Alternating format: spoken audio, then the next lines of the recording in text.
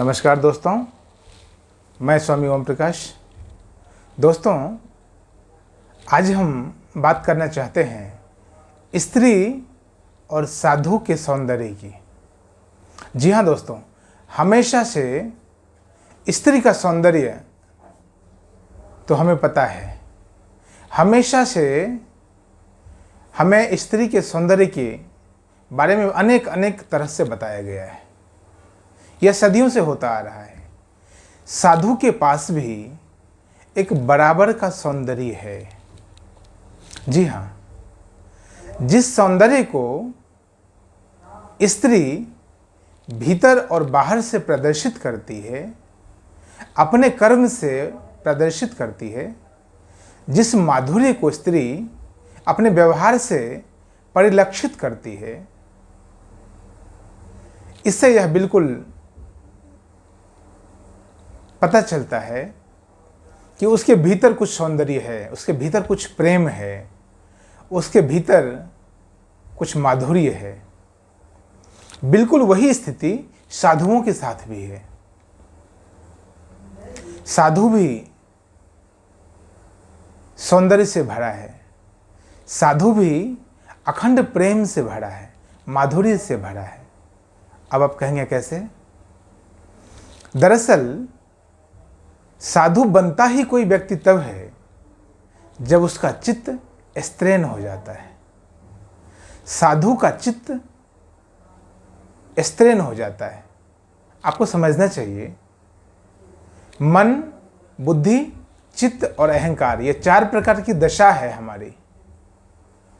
इन चारों दशाओं में बहुत महत्वपूर्ण दशा है चित्त। मन हमें पता है, बुद्धि का हमें पता है, चित्त का हमें कुछ पता नहीं चलता, हमारे चित्त में क्या क्या भरा पड़ा है। साधु उस चित्त के स्तर पर स्त्रैण हो जाता है, स्त्री जैसा हो जाता है, एक अर्थों में स्त्री हो जाता है। तो उससे क्या होता है?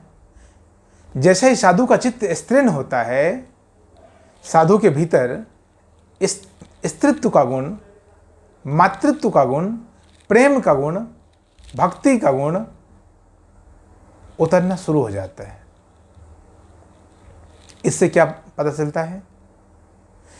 साधु और स्त्री का अगर हम समानता भी देखें तो इससे क्या फर्क पड़ता है? यह बताने के पीछे उद्देश्य क्या है? जी हाँ, इसको बताने के पीछे, यह जो तुलनात्मक अध्ययन है, इसको बताने के पीछे उद्देश्य यह है कि साधुओं के प्रति जो आज के मन में, आज के का समाज, आज की जो परिस्थिति है, आज का जो दौर है, उस मन में यह हो गया है कि साधु कहीं ना कहीं स्त्री के प्रति बहुत ज़्यादा आकर्षित हो रहा है। साधु वासना से स्त्री के समीप जा रहा है। ऐसा बिल्कुल भी नहीं है। ऐसा बिल्कुल भी नहीं है। आप कहेंगे हो तो रहा है, समाचार चैनलों के माध्यम से, मीडिया के माध्यम से पता तो हमें चल रहा है। आप उसे कैसे नकार सकते हैं? मैं उसे नकार नहीं रहा हूं। मैं कह रहा हूं वो साधु नहीं जो स्त्री के पीछे चलने को तैयार हो जाए। जिसे अब तक स्त्री में रस रह गया है, वह साधु हो नहीं सकता। साधु का कुल अर्थ ही यही है कि जिसे सध चुका है। साधु का कुल अर्थ ही यही है कि जिससे सध चुका है, जिसका सध चुका है वह साधु है। परिभाषा यही है साधु की। अब आप कहेंगे क्या सध चुका है? साधु से प्रेम सध चुका है, साधु से सौंदर्य सध चुका है, साधु स्वयं ही एक अर्थों में स्त्री हो चुका है, साधु से उसकी साधुता सध चुकी है। और जब साधु स्वयं स्त्री हो चुका है तो कैसे संभव है कि कोई साधु यानी स्त्री दूसरे स्त्री में रस ले? एक पूर्ण स्त्री कभी भी किसी दूसरी स्त्री में रस नहीं ले सकती है। यह असंभव है। यह बिल्कुल भी संभव नहीं है कि एक पूर्ण स्त्री किसी दूसरी स्त्री में रस ले ले। मैं मानसिक तौर पर विकृत स्त्रियों की बात नहीं कर रहा हूं, मैं पूर्ण स्त्री की बात कर रहा हूं। मैं स्त्रैण चित्त के साथ जो स्त्री मौजूद है मैं उसकी बात कर रहा हूं। जिस स्त्रियों के संबंध में कहा गया यत्र नार्यस्तु पूज्यते रमन्ते तत्र देवता, उन स्त्रियों की बात कर रहा हूं। आप कहेंगे वैसा स्त्री कहां मिलता है? क्या वैसा स्त्री हर कोई नहीं हो सकती? हो सकती है। प्रकृति ने स्त्री को पूर्ण ही बनाया है। साधु को तपस्या करनी पड़ती है, साधु को लंबे समय तक प्रार्थना करनी पड़ती है, साधु को ध्यान और ज्ञान की चरम सीमा तक जाना पड़ता है। स्वयं को स्त्री बनाने के लिए, स्वयं के चित्त को स्त्रैण बनाने के लिए साधुओं को लंबी लंबी लंबी तपस्या करनी पड़ती है, लंबी साधना करनी पड़ती है। लेकिन स्त्री को कुछ नहीं करना पड़ता है। बड़े मजे की बात है, स्त्री को कुछ नहीं करना पड़ता। स्त्री को प्रकृति ने स्त्री बनाकर ही भेजा है। तो फिर गलती कहां हो रही है? फिर चूक कहां हो रही है? फिर कहां परेशानी हो रही है? जब स्त्री पूरी तरह से स्त्री है तो फिर दिक्कत ही क्या है? कहां दिक्कत है? दिक्कत है प्रकृति से जो कुछ भी हमें मिलता है उसे हमें समझना पड़ता है, उसे हमें परिष्कृत करना पड़ता है। प्रकृति हमें देती है एक प्रकार से बिना परिष्कृत किए। प्रकृति हमें एक मोटे मोटी रूप में, लमसम एक माहौल में हमें चीज़ों को देती है। हमें उसे उस चीज़ को परिष्कृत करना पड़ता है, परिमार्जित करना पड़ता है, संशोधित करना पड़ता है। स्त्रियां यह नहीं कर पा रही हैं, तथाकथित स्त्रियां यह नहीं कर पा रही हैं। वजह चाहे समाज हो, परिवार हो, वर्तमान की परिस्थिति हो, वर्तमान का दौर हो, जो भी वजह रहा हो, जो भी वजह होता हो, जो भी कारण होते हों, लेकिन कारण तो है जिन्होंने स्त्रियों से उसका अस्तित्व छीन लिया है।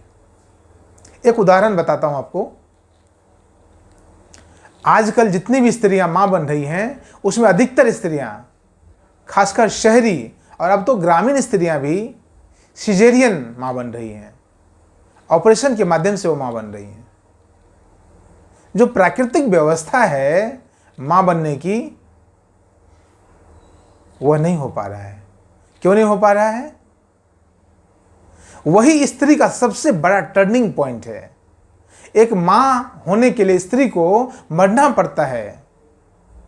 कहते हैं जब एक स्त्री मां बन रही होती है तो स्त्री तो मर जाती है, उस पीड़ा, उस वेदना, उस दर्द में स्त्री तो मर जाती है, एक मां पैदा हो जाती है। बच्चे के साथ एक मां पैदा हो जाती है। वह जो दर्द की अनुभूति है वो बाहर से तो लगता है बहुत परेशान वाली स्थिति होगी, बहुत ही पीड़ादायक स्थिति होगी, लेकिन हर एक पीड़ा का, हर एक घटना का कुछ सौंदर्य भी होता है। उसका सौंदर्य है मातृत्व सुख, उसका सौंदर्य है स्त्रैण चित्त, उसका सौंदर्य है धैर्य की पराकाष्ठा। आपको एक और मजे की बात बताता हूं। स्त्री को जितना दर्द एक बच्चा को जनने में होता है, कहते हैं पुरुष को उतना दर्द 206 हड्डी को टूटने में होता है। और साधु जितना दर्द स्त्री को एक बच्चे को जन्म देने में होता है, उससे कई गुना दर्द साधु अनंत अनंत बार सह चुका होता है। इसलिए साधु बनना आसान नहीं है, इसलिए अपने आप को साधना आसान नहीं है, इसलिए स्त्रैण चित्त को लाना सामान्य नहीं है। ये सामान्य बात नहीं है। मैंने कहा स्त्री स्वभाव से प्रकृतिगत हैं, प्रकृति ने उन्हें स्त्री बनाकर भेजा है। और साधु को तपस्या करके वहां पहुंचना पड़ता है, साधु को साधना करनी पड़ती है, स्वयं को साधकर साधु वहां पहुंचता है। बराबर दोनों हैं, दोनों समतुल्य हैं, प्रेम के स्तर पर, धैर्य के स्तर पर। करुणा के स्तर पर दोनों समान हैं, दोनों का सौंदर्य समान है। साधु का भी सौंदर्य भीतरी है, स्त्री का भी सौंदर्य भीतरी है। और जो स्त्रियां बाहर से सौंदर्यवान नहीं दिखती, जानना उसके भीतर स्त्री नहीं है। जो साधु बाहर से सौंदर्यपूर्ण नहीं दिखता, जिनके चेहरे पर नूर नहीं है, जानना वो साधु नहीं है। एक उदाहरण और देता हूं, एक सूत्र देता हूं आपको। अधिकतर स्त्रियां अपने युवावस्था के बाद कुरूप मालूम होने लगती है, जबकि होना उसका उल्टा चाहिए था। जो स्त्री युवावस्था में सुंदर लगती है, वो उम्र के ढलते पड़ाव के साथ और भी उसकी सुंदरता बढ़ती चली जानी चाहिए थी। तभी उसके स्त्रीण चित्त होने का, तभी उसके स्त्री होने का प्रमाण मिलता है। ठीक वैसी स्थिति साधु के साथ भी है। साधु अगर युवावस्था में आकर्षक दिखता है, साधु अगर 30 साल की अवस्था में, 20 साल की अवस्था में, 40 साल की अवस्था में अगर आपको आकर्षक दिखता है, तो वही साधु 70 और 80 साल की अवस्था में और भी सुंदर मालूम होना चाहिए, दिखना चाहिए।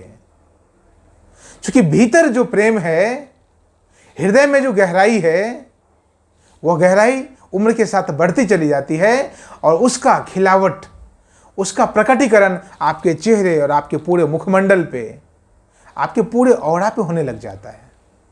यह दोनों स्थितियां दोनों के साथ होती है, स्त्री और साधु दोनों के साथ होती। तो यह जानना कि जो स्त्री बाहर से कुरूप लग रही है, वो कहीं ना कहीं स्त्री नहीं है, और जो साधु बाहर से कुरूप लग रहा है, वो साधु नहीं है। पहली बात मैंने कहा था, उसको दोहराना चाहता हूं और अपनी बात, उसी बात के साथ अपनी बात को खत्म करना चाहता हूं कि जो पुरुष, जो साधु स्त्री में रस ले, वो साधु नहीं है। क्योंकि साधु स्वयं स्त्री है और एक स्त्री दूसरे स्त्री में रस ले नहीं सकती। इस वीडियो में इतना ही। बहुत बहुत धन्यवाद। नमस्कार।